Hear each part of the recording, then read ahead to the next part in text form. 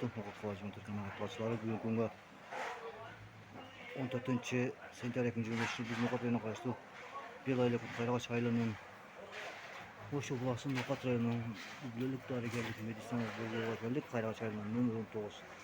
Şurada aşağı bolçarak bunlar. Aramızda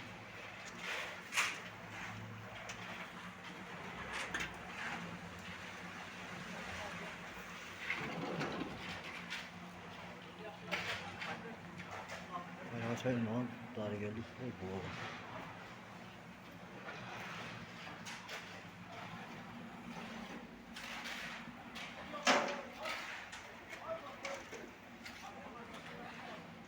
Allah razı olsun. Bugünkü işimiz güzel başladı. Elini sağlamlar. Aman ayıp köpeşinesi. Cıldık, kıldık degen nesiller. Çok olup Kayrağa çaylarına. Şunda bol. Elini sağlığından kişine koş. Kayrağa çaylarına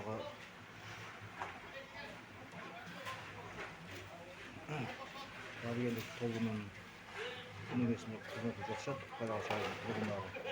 Yapraklar var, kurağa var, ayrıbaşçı var.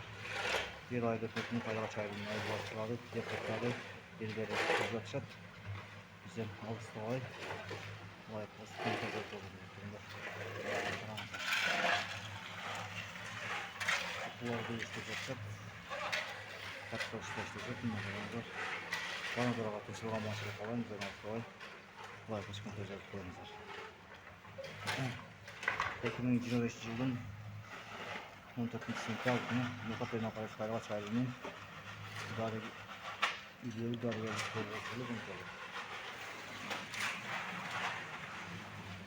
Neydi göz? Neydi göz bol boldan gerek. Bütün zaman olmayacak.